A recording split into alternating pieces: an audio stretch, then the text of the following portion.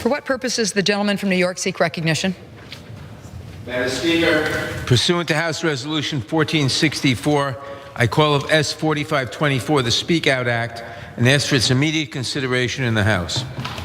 The clerk will report the title of the bill.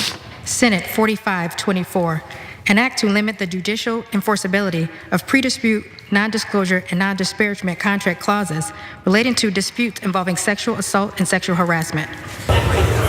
On this vote, the yeas are 315 and nays are 109. The bill is passed without objection. A motion to reconsider is laid on the table.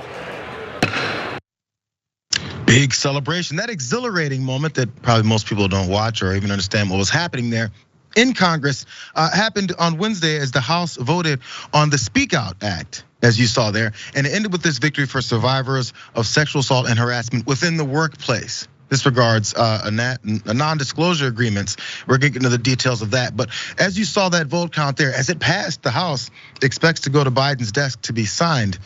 There was 109 people who voted against it. Let's look at that graphic again of those 109. So we had 315 to 109, victory, yes. Good job for sexual assault and harassment claims victims in the workplace, specifically here. 109 of those were Republicans that voted no on this. Something that would protect and empower victims of workplace sexual assault and harassment. Let that sink in. 109 representatives of the United States voted against that.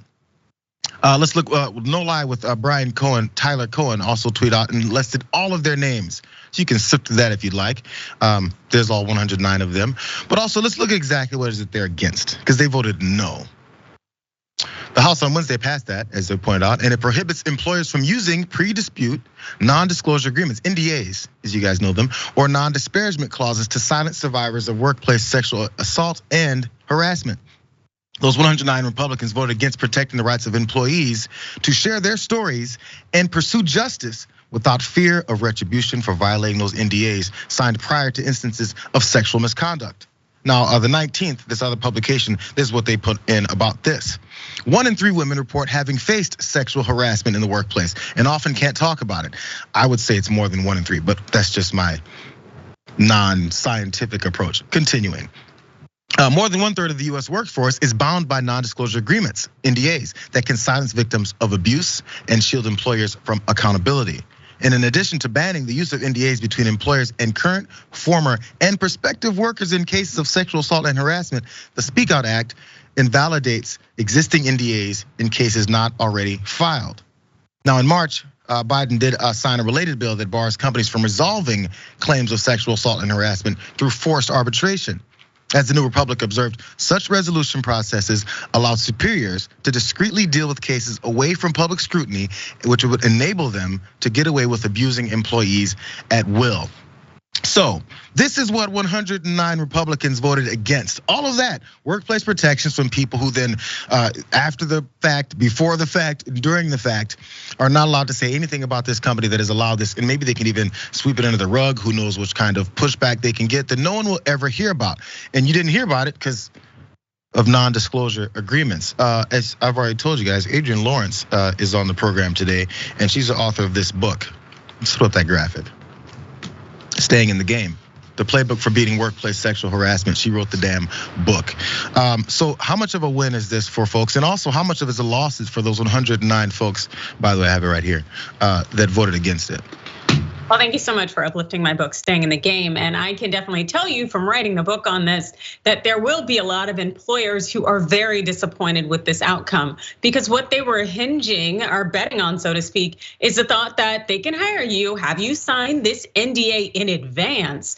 And then if and when, you'd arguably say, they sexually harass you, you can't say anything about it afterwards. And so what that would do for the employer, it helped protect their brand, because they can always threaten you with the thought that they are now going to sue you for breaching that contract should you post on soon to be non-existent Twitter about your experience with that workplace. And the thing is it would silence a lot of people, and also by virtue of that silence, other people would enter those workplaces like I have done at various companies. And it turns out it's a sexual harassment hotbed that I never would have entered had I known how they mistreat mistreat people and allow the weaponization of gender discrimination to go unchecked.